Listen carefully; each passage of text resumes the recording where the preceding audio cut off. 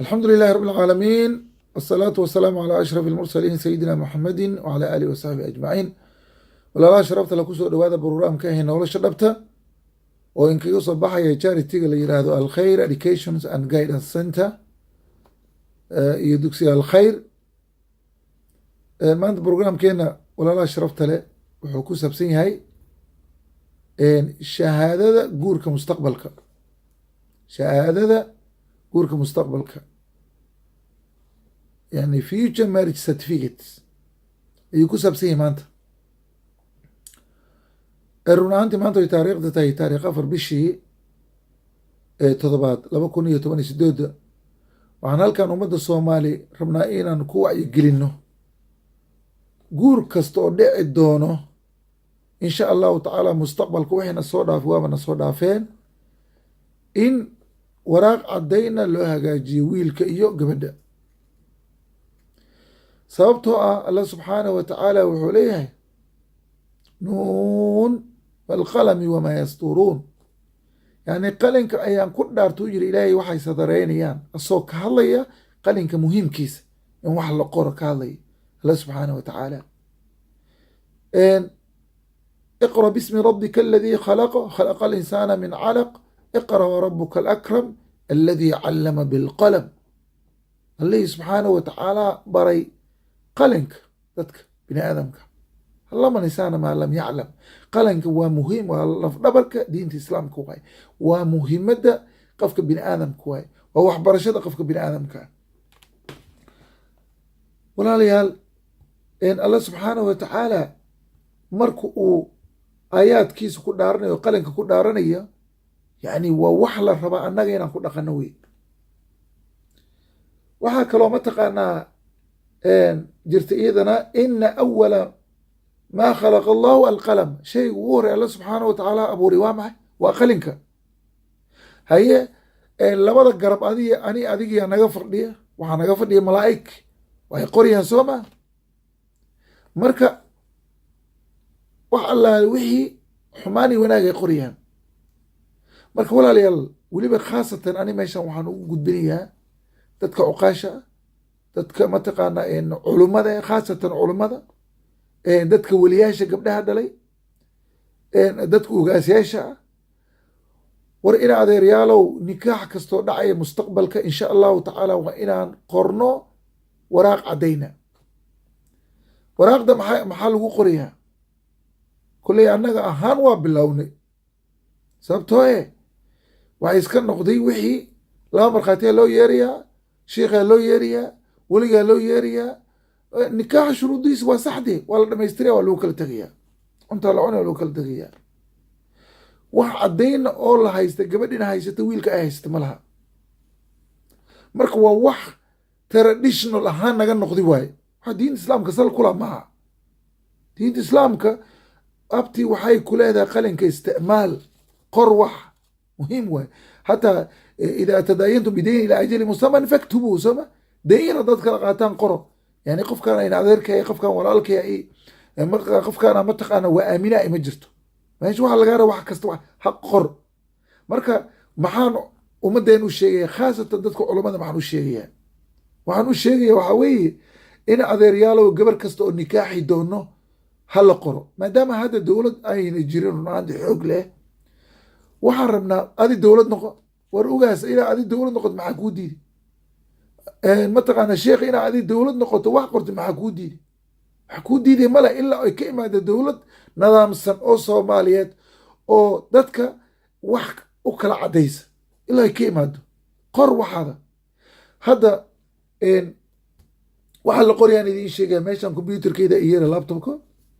marka koowaad waxaa la qorayaa ninka magaciisa, maalinta iyo taariikhda iyo secondka, qiimaha maarkaa la qorayaa, saxiixa ninka meesha saxiixa laleeyahay, magaca gabadhaa la qorayaa, weligeeda ama qofka mas-uulka ka ah oo la wakiishayaa la qorayaa, meeshan waa saxiixayaa. markhaatiyaashaa la qorayaa, mataqaana waana saxiixayaan. ugu dambeyntii waxaa magaciisa la qorayaa sheikha nikaaxay iyo saxiixiisa la qorayaa. waa wax isaga sahlan. haddaa sheekh adi ka baqaysa ama qofka gabadha nikaaxa hadda ka baqaya inuu wakti badan ku qaato, waraaqdan haddaan meesha ku hayo dhanka kale waxbaa kaga qoran, waa nikaaxan soo suubini waay, ayadoo diyaar noo ayaan la tagnay. ila mar raba adi sheekh markaa tahay waa lagusii digayaa soo ma, gabadhaad nikaaxaysa magaceedaas haysataa, haye ninka magaciisa waad haysataa, welig waad haysataa, saas time haddaad ka baqaysa timeka inuu kugu dhaco, sii qoro waraaqdaad ayoo diyaar meesha la tag.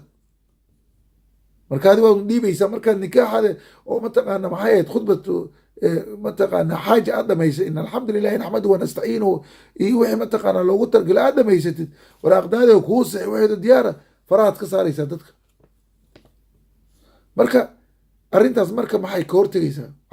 wax badan ay ka horteg, waxay ka hortegaysaa mathalan hadda gabadhi markii la nikaaxo inaad yaryaalow fiiri, maalinta ma taqaano, taariikhda ma taqaano, mataqaana weligii ma taqaano, loo wakiishi ma taqaano, markhaatiyaashii ma taqaano, ninka naftiisa waxaa laga yaabaa inuu iska hilmaamay, shiiqa nikaaxi lama yaqaano, diinta islaamka si loogu talagalay shuruudoodii waa la dhamaystiri, waa laysi imaadi beriisa lacon, waa lagu kala dareeray. annaga markaan bilaabayna rag baa yiri inaad ere waxaan anagu ma naqaano, waqtigaa noogu dhumin, beriiskaa naga qaboobaya, ilen lama qabsanin moogta. war waxaan dhegeyso, waxaan adag kuu fiicanta laftaada, beri maa beri daba haddaa gabadhaan kala tagtaan waraaq caddaynaas haysataa oo kolley annagu waa yar adkayni, waxaan ku qornay meesha dambe, haddii ilaahay amarkii la kala tago in caruurtiina aad wada korsanaysaan oo aabbaha biilanayo, gabadhan ay u diidaynin, yaan bartaan saxiixaan dhahnaa. ma fahamte? waraaq oo dee shahaado oo dowladda ka rajis garaysan maaha. waxa adigaasa internetka intaad template aad la soo bixi kartaa, haddaa rabta anaa imaadi karta waa ku siinayaa. markaan wax hadda maaha maxaa la dhahaa civil certificates oo kale maaha, civil marriage maaha kii dowladda ka rajis garay. laakiin alxamdulilah horta waxaan hadda idiin sheegaya good news, dowladda ingiriisiga inay soo wado nikaax aan la suubin doonin oon shahaado loo suubin. waa waxaan hadda ka horan arrintan waa arrinaan anagoo odayaala ka hadalna. marka hadda meel kasta tag inaad hero, war walaalow youtube gal, waxaad arki doontaa aroosyo baran lagu qabtay. hal sheekha oo waraaq shahaadaha qoraya oo dhahaya waa nikaaxiina waa qabsado dhahaya ma jiro. kulley ani intaan arkay, intaan baari waayo, waraaq yaroo qorqortiyo inuusan gabadha magaceeda hilmaamin ama wiilka magaciisa hilmaamin waa jirta oo markaas la qoriyo, oo markaan ma garanay markaas idaa la tuuri doono ama la dilaaci doono ma aqaano. laakiin qof sheekha oo soomaaliya culamo ahoo waraaq qoriyo gabar siinaya ilaa haddaan ima arkay. waa jirtaa masaajidaha barkood waa bixinaa ay dheheen, masaajidaha barkood markaan u taga waxay yidhahdeen waa bixinaa macal cusmaanow. laakiin goormaa la bixina ma taqaanaa? waxaa laleeyahay gabadhii iyo wiilkiiba markii nikaaxa dhaca ayay masaajid tegayaan, markii kabacda lasoo xasuusanaya timeka iyo saacaddi iyo seconka gabadha la nikaaxay mataqaana markhaatiyaashii magacyadooda meeqaay ahayen, saxiix hataa lama hayo, markhaati waa tageen lama hayo, saxiix lagama hayo. markaasaa leeyahay okay masaajidkan kugu siinaya dhib male. yani wixii dhan waxay iska noqdeen simple. nin waxaa jira maalinaxaase gabar aan ku nikaax rabni, warniya waxaan ugu adkaysanayna miyahu mataqaana waxa noo kala tuuro, marka waan u kaadina oo tartiibta waxaa kuu dhamaynayna shahaadan ku siiyayna u kaadi wariga taw yiri. isla markii masaajidu galay, ilaa waxaan waa tradition loo bartay moogta, wadaad buu u yeeri gabadha dalka ma joogto Soomaaliya jirtaa, insha allah gabdhaha Soomaaliya laga soo nikaaxaya program kale aan soo wadaa insha allahu tacaala. isla markii midaa u kala tuuray. marka fadlan ilaahay subxaanahu watacaala aayaadkiisa say yihiin waa inuu raacno. nuun walqalami wamaa yasturuun, iqra bismi rabbika aladii khalaqa alinsaana min calaq, iqra warabuka alakram aladii callama bilqalam. laba malaa'iga meeshan wax bay kaa qorayaan. idaa tadaayatum bidayni ila ajalin musaman faktubuuhu. nikaaxa owlaa ka in la qoro waa muhiim. marka fadlan waxaa la qorayan waa idiin sheegay walaalaha sharafta leh, khaasatan culamada la hadla meeshaan. waxaa la qorayaa ninka magaciisa, maalinta la nikaaxay, daydka iyo timeka, seconka meeshaan la fadhiyaa la qoraya agow maaha markii laga kala dareera. qiimaha maharkaa la qorayaa, saxiix ninkaa laga saxiixayaa, magaca gabadhaa la qorayaa, weligeeda gabadha mas-uulkaha la qoraya walaalayaal, iyo saxiixiisa.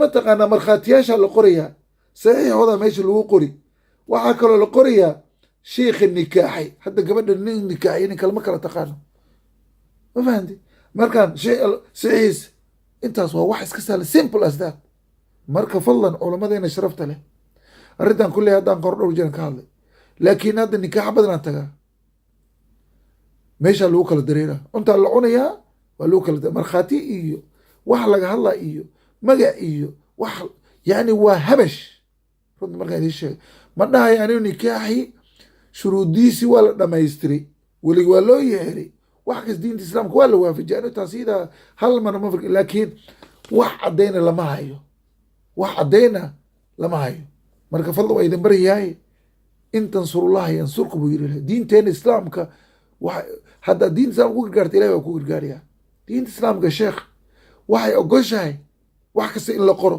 si aan lagu hilmaamin adigaa la rabaa inaan dadku horkacno marka fadla waan ku baryahay ka bilaabata beri haddaa gabar lagugu yeero waraaqdaada oo qoran oo waxaan hadda meesha kusoo qori kugu qoran tahay la tag koobina gabadha sii koobina wiilka sii hadday gabadha meesha joogin weligeeda faraha ku saar baaraka allahu fiikum wajazaakum allahu khayr jazaa ilaahay subxaana watacala naga dhigi kuwa diinta islaamka gargaara kuwii run ahaantii diinta islaamka waxay rabtay iyo qoraalka ay rabtay iyo kuwii fulay allaha naga dhiga intaasaan kusoo koobaya programka nolosha dhabta wasalaamu calaykum waraxmat ullaahi wabarakaatu